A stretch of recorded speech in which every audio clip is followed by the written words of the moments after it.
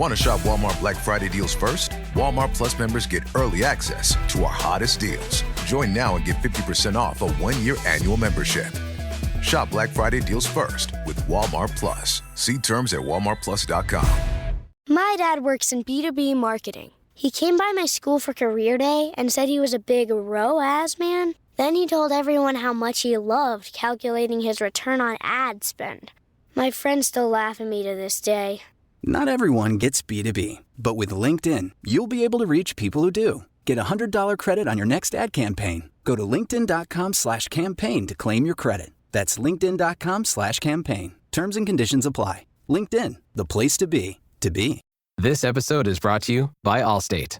Some people just know they could save hundreds on car insurance by checking Allstate first. Like you know to check the date of the big game first before you accidentally buy tickets on your 20th wedding anniversary and have to spend the next 20 years of your marriage making up for it. Yeah, checking first is smart. So check Allstate first for a quote that could save you hundreds. You're in good hands with Allstate. Savings vary. Terms apply. Allstate Fire and Casualty Insurance Company and Affiliates. Northbrook, Illinois.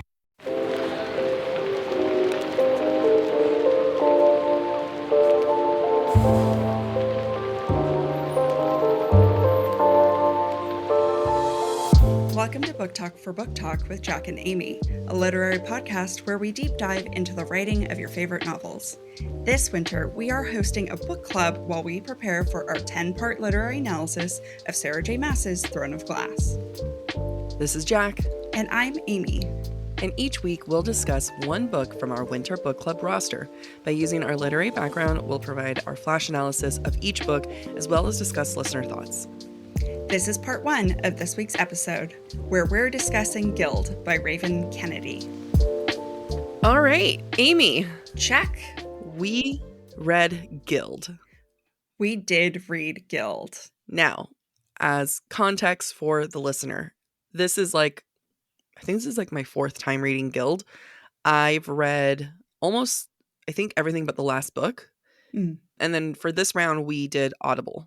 Yes. Yep. And this is my first time. Yeah, this is your first time. So I am excited to talk to you about it because it's interesting. So go ahead, give us your first blush analysis. So let me start by talking about my initial reactions. My initial reactions were mostly focused on the narrative style because I feel like you gave me a forewarning of like, look, it gets better. You can tell it's early in her writing career.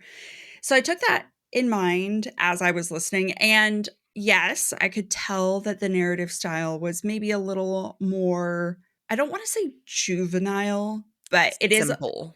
It's a little more simple. But the reason why I say juvenile is because I could be easily convinced. Part of it is because our character, why can't I remember her name right now? I feel like everyone's name is, why can't I? Arwen? No, not everyone's name is Arwen. Let me just double check. Now the thing is, I go by her nickname that she gets later on. Oh, okay. Don't say it. No. Even in the summary, they don't have it. It's just like, I. Oh, it's Auren. Hey, I wasn't You were too close. far off. Wait, how do we say it? Because I'm going to mess it up. Auren. Auren. Auren. Auren. I wonder if they say Aaron. No. Auren. Say Auren. Yeah. Auren. Auren. So almost like RN, like a nurse. Yeah. Auren. Auren. Okay. So I could almost be convinced that the narrative style is meant to be more simple, is meant to be more juvenile because Auren is very young, and you could almost assume that because of her trauma, because she's been chosen a life of basically being trapped in a cage for the last 10 years, she hasn't had the opportunity to mature. She hasn't had those interactions that would make her more mature.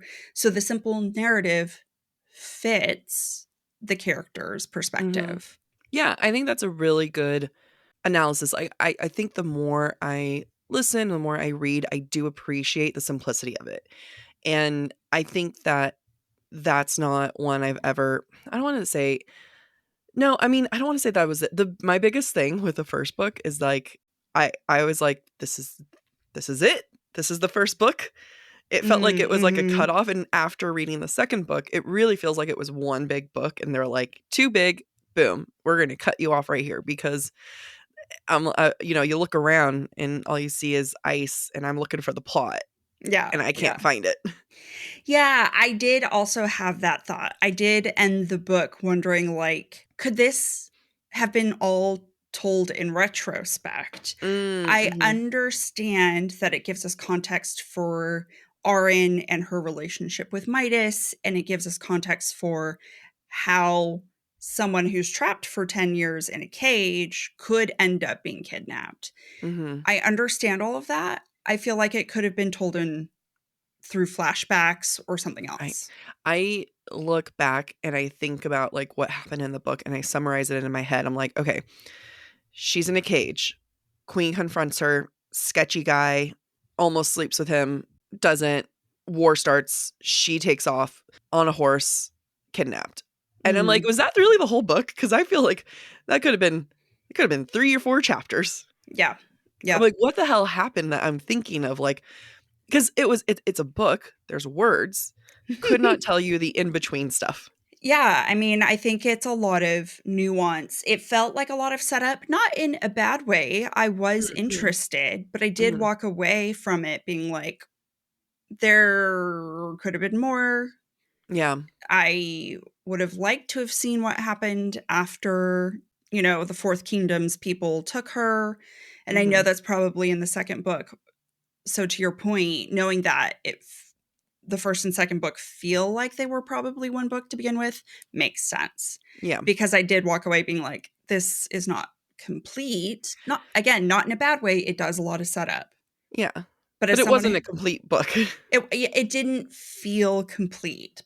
And that's me having only read it once and having read none of the rest of the series. I mean, that's why we say flash analysis. That's right. We aren't flashing here, folks. We are just giving you first initial discussions. Yeah, I really do like the setup. I do like the world. I do like everything that it does. We know we talked a lot about this in Hosab season where we discuss like beginning, middle, end. And you don't really get beginning, middle, end. It's like beginning, middle, end. No, I would just call it beginning. I think the kidnap is the inciting incident, really.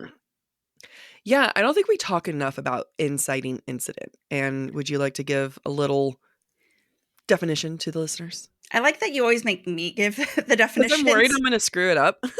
Well, and I'm worried about the same thing. / you never ask me in time, so this is now a competition. if you don't want to answer the question, you got to ask me faster. Fair. Okay, inciting an incident typically is found at the start of the book. It's what changes. It kind of is the spark that ignites the plot.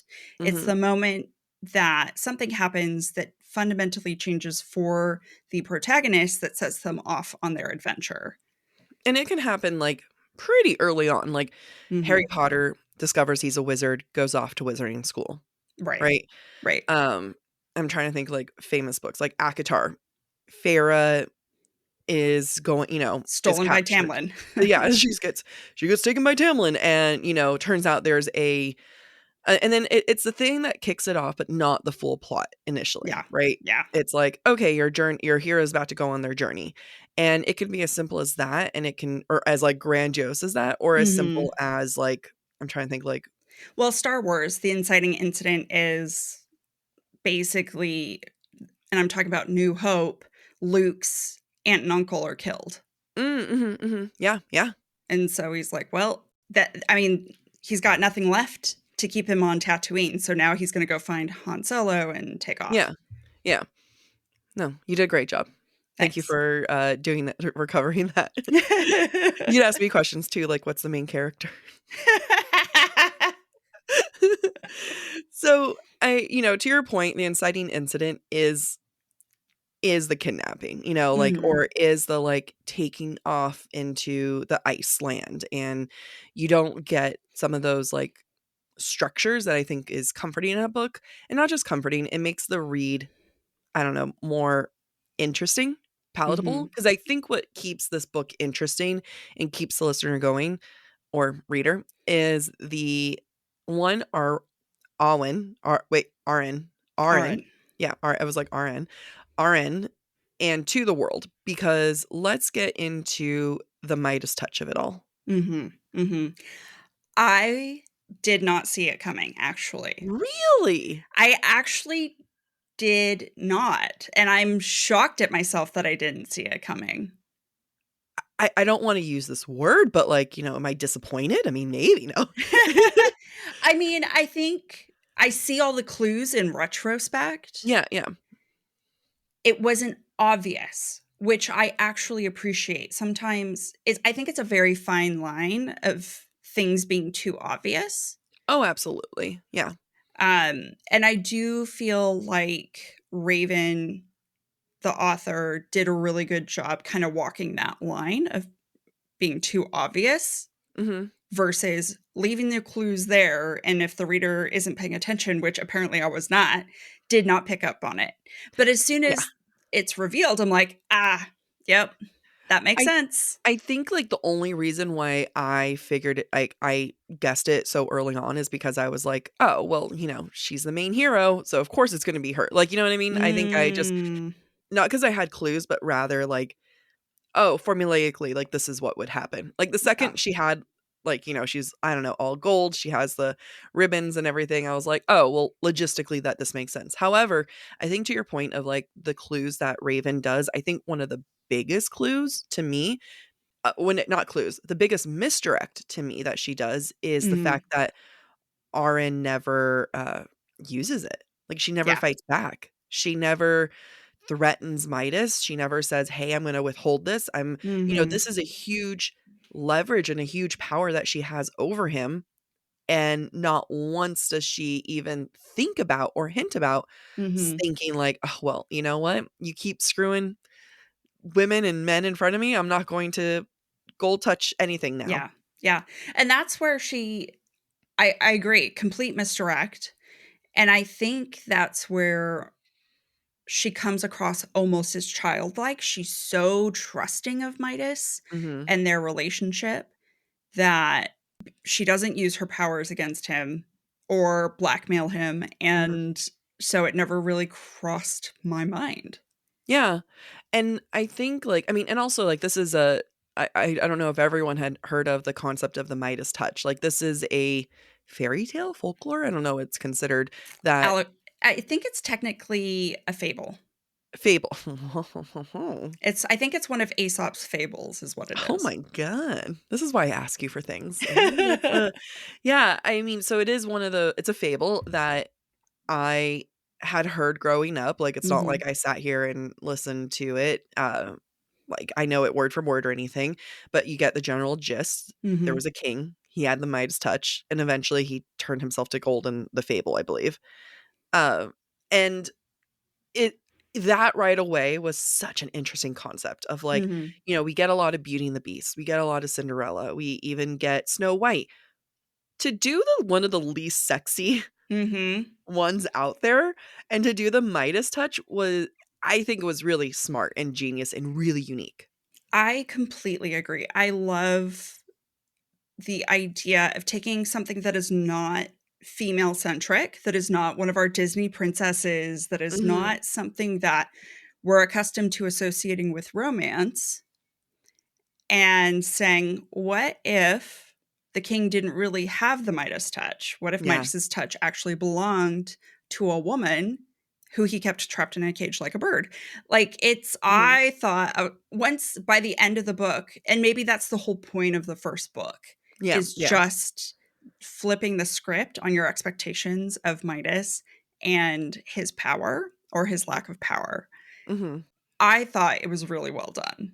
Yeah, I agree. Even for me, when it wasn't a surprise, like I kind of guessed it, not because of the clues, but because I just figured that's what it would be. It doesn't matter whether it was a surprise or not. The reveal was great. And I think, and that was actually one of the pros that our listeners listed was, the reveal was top-notch chef's kiss. And I agree with that. Like, I think that the I think that the reveal was, whether you guessed it or not, was just great. What I didn't guess was the fact that she only could use it during the daytime. Oh, I don't think we know that. Yeah, we do. Really? Yeah, I must have missed that. At the very end, she talks about waiting for dawn to come up in, like, the window, and so and, like, so, like, while Mm. Rizzo, is being, assaulted, she's, Mhm. like, waiting for dawn, and she says, "I've always been a bright side kinda girl." Oh, that makes sense. I did Mhm. not pick up on that. Yeah, yeah. See, like, it is subtle, like, there's a lot of subtle things. Excuse us while we hydrate and you listen to this ad.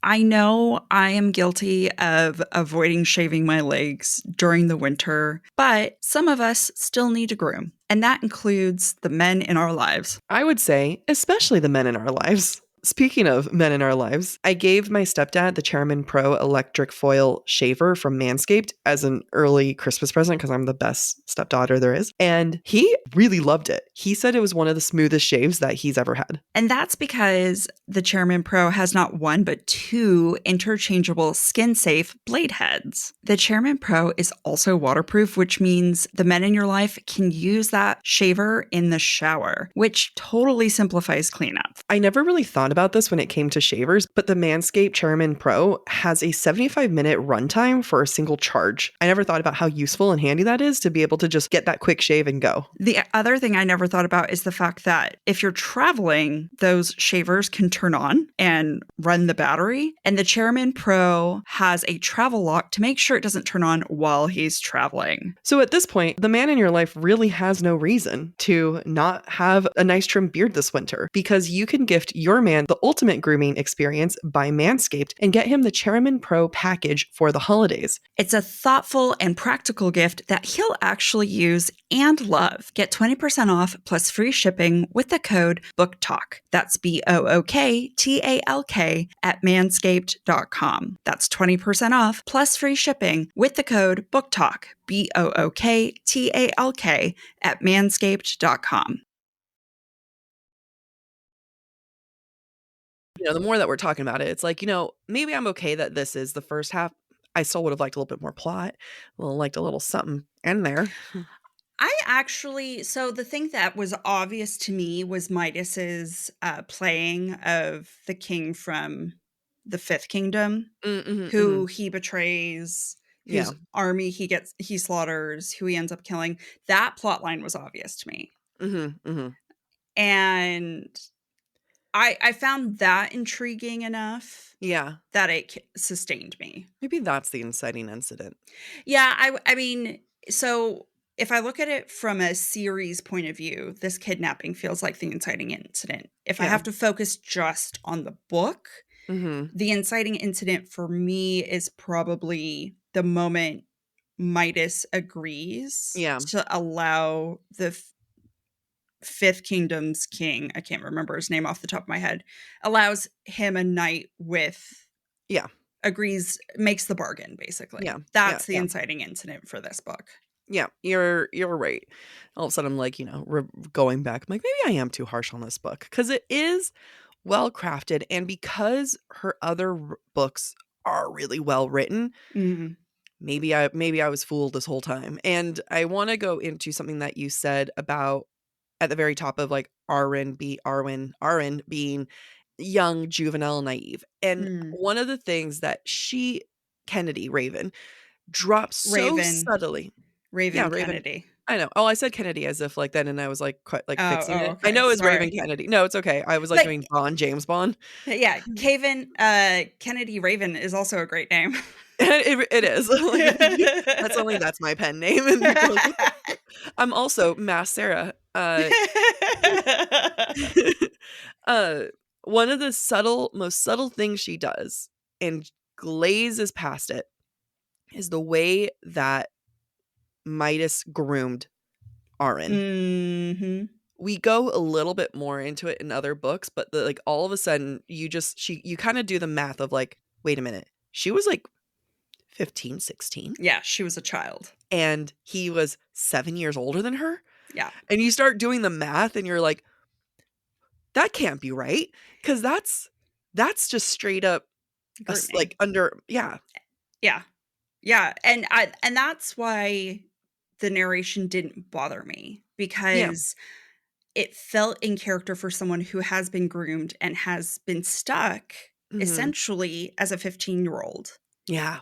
This Yeah. is the perspective. She might be in her mid to late 20s, but her perspective is the perspective of a 15-year-old, which makes sense for someone who's been groomed and A sheltered. and trauma, like, 'cause, she does Mhm. hint to it in the first book of, like, having had to, been forced for sex work early on, Yeah. and then all of a sudden, here's this man who says he's gonna protect her, Yep. and of course, like, all of a sudden, you're just gonna cruise control and be Yeah. like, "Nope, I'm good. I don't need to think anymore. I'm done. Like, this was it. Life was Yeah. hard." Yeah, and for that reason, I think all the subtleties of Auren's true powers, the Mhm. subtleties around, you know, Midas's intentions, the queen's intentions, all these things, I felt like, oh, Raven has a talent, Yeah. and I do want to keep reading this series. Yeah. I I did get a couple of those books I showed you last night. It's like it's the fancy covers, and I'm gonna ask my Of the mom for the series. rest of them, yeah, for Nice. Christmas. But, like, I do really enjoy this series. Like, it is a very interesting series. It's a very, uh keeps you going. Like, it Yeah. really keeps you going, and I do now I'm talking about this, I'm like, I am appreciating her writing a lot more than I ever did Mhm. before. So, let's talk about some of the other good things that people have here. There was, like, no matter how much I warn people, I say, "Things you like in this one, Mhm. things you don't like in the next one." There's They no mix them up. shaming these people, but there is a handful that never catch it, and then they send DM saying, "I'm sorry," and I'm like, "It's okay. You're okay." But now I'm like, "Wait, which one's which?" Okay. Um, Maybe you need to do one thing beforehand, like, "I'm gonna ask you what you like, what you don't like." I've done that before, Amy. Oh. People are just so excited to say what they don't like, I think. And then they're like, "Oh, wait, sorry, I screwed that up." Yeah. Okay, so someone says, "I loved the imagery, the gold, the snow, Auren and her ribbons."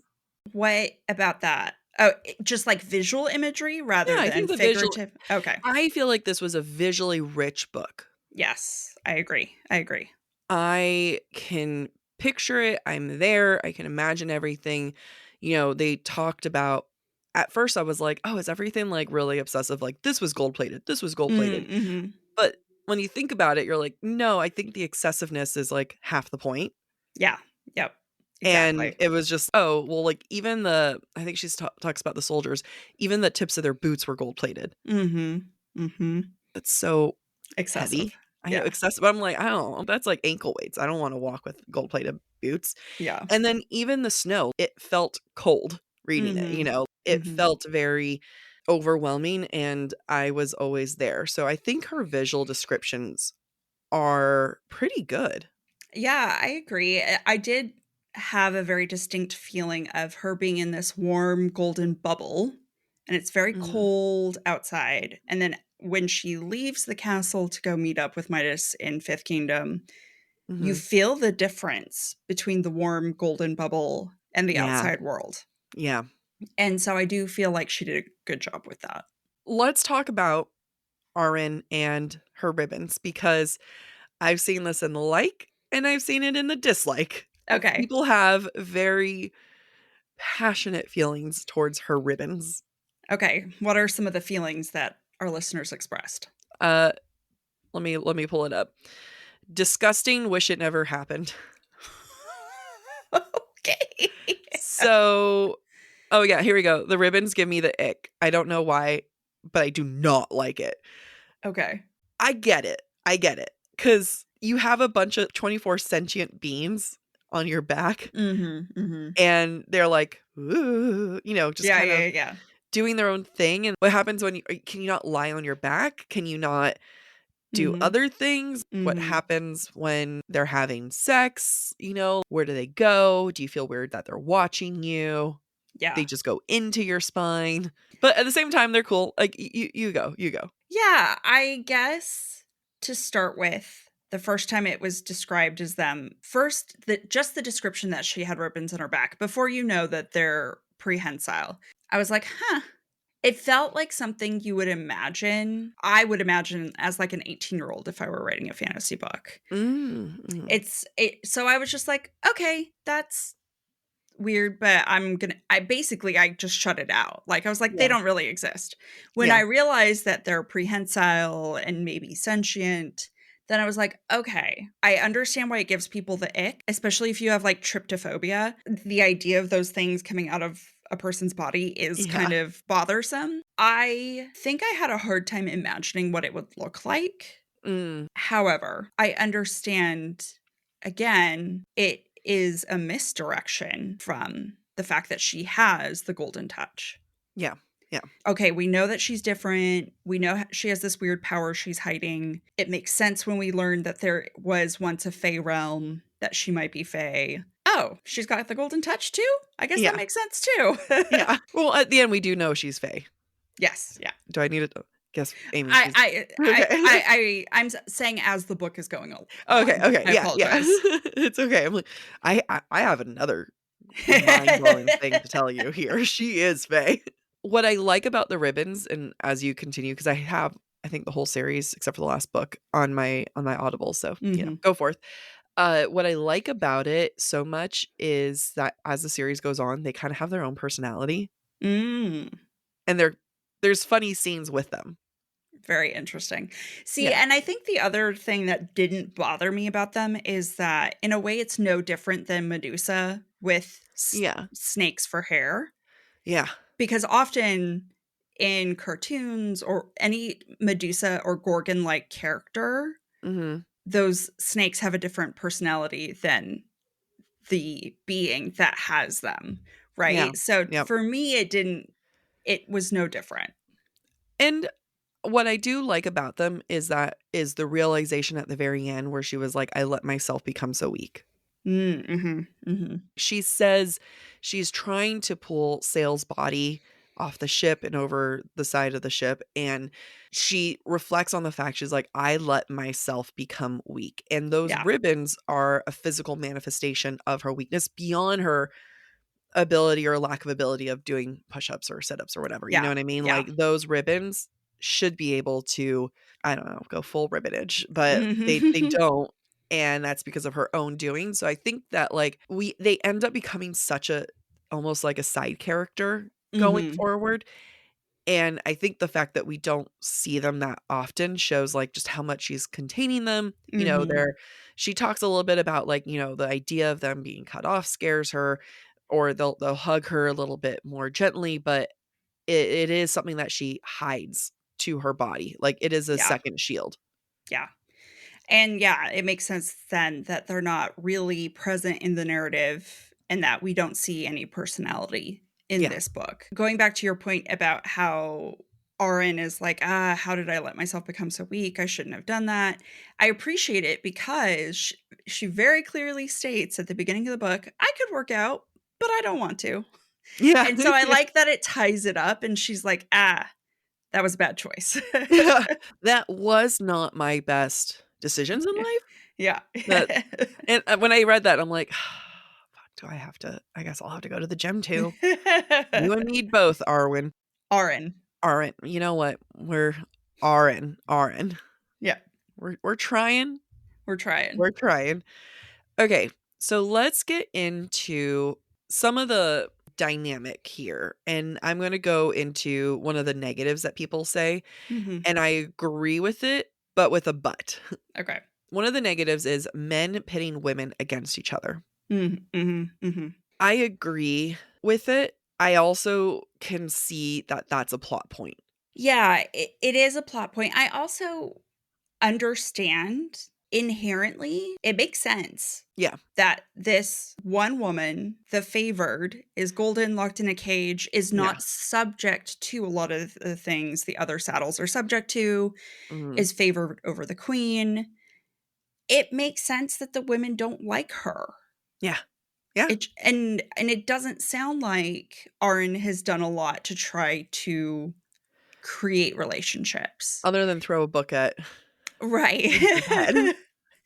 So I understand the dislike. It is one of my things. Like, I wish there were some female friendships, but I have hope Yeah. that female friendships develop throughout the rest of the novel. Yeah, I agree. Like I'm not a fan of books that definitely like, hey, let's just have the women be jealous all the time of each other and, no, not really seeing female friendships. Mm-hmm. What we see here is a community of women that Auren is just not a part of Yeah. because they clearly do support one another, Yeah. the other women. Mm-hmm. And at one point, is it Riza? I don't remember. I want to call her like Rizzo from Greece. Greece. Let me look it up really fast. But I know that's not correct. Rissa. It's Rissa. Rissa. All right. Well, Rissa. There's a lot of clues of Rissa, kind of helping Auren, really going towards seeing what she's trying to do for her, taking the lead. I appreciate that Rissa is the leader of the group and is the one, and you don't have the main character being that leader. Yeah. And I really do like her quite a bit. And I do think that the concept of female friendship is going to be explored. Like, I know it is explored more. And I think that there's a lot of clues to it. And I'm hoping this is more than just my interpretation. I'm hoping that rather than saying, shit, this sucks that, like, women are just pitted against each other, I think it's more of a theme in the book rather than a concept that, like, I would harp on. Does that make sense? Yeah, it does make sense. I think also, to dovetail off of you, to your point, Rissa is a leader of a group of women who support each other, and she warms up enough to Auren to engage her, and I have faith that that will continue. For me, I think it actually is important for this book that Auren has no female friendships, because if she did, they would tell her, Midas groomed you. Yeah, like, hey, babe, you're in a golden cage. You're in a cage. Yeah. You're trapped. If Auren had any female friendships, even a single female friendship to whom she confided, Auren could not be Auren at this point. Yeah. I mean, and the thing is, like, you can't have someone be able to point that out to her, because then you would kind of miss part of the book and everything there. But yeah, no, I agree. I do like it. I hate it. Yeah. I hate it, but, like, I think it's more of a commentary rather than women are just always jealous of each other. Right. Right. And I think I understand that would require reading more books. Now, if you read the series and no female friendships ever developed, knowing that there's 6 books, maybe more, in this series, then I would have a problem. Yeah. No, that's fair. And there's not. Thank you for listening to part 1 of this week's episode of Book Talk for Book Talk with Jack and Amy. Stick around for part 2, which airs on Thursday. We encourage you to rate and subscribe to our show on your preferred podcast listening platform. If you would like to submit your take on any of the books we plan to discuss later this winter, please be sure to follow us on Instagram, where we ask for listener thoughts and submissions. If you're enjoying the podcast, please visit our website, booktalkforbooktalk.com, to view our latest merch and learn about supporting the show through Patreon or Venmo.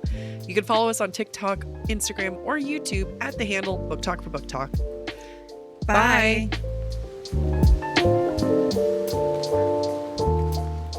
Alrighty. Yeah, we're ready. We're ready. We are ready. Do you want me to do part 1? Yeah. Okay. I don't know why I feel nervous. I know. This is Who are we? What is this? This is our first podcast episode ever. This winter, we're hosting a book club while we prepare our 10-part literary analysis of Sarah J. Maas's Throne of Glass. This is Jack. And I'm Amy. Do you want to do that again without your face? I'm like, why do I keep forgetting to talk? That was twice. This is Jack. What? This is Jack. And I'm Amy. I don't know why each time I'm like, oh, like even halfway through the first part, I was like, oh shit, I keep going. This is our first podcast ever. Ever. Ever, ever. Forever, ever, forever, ever. I am for real.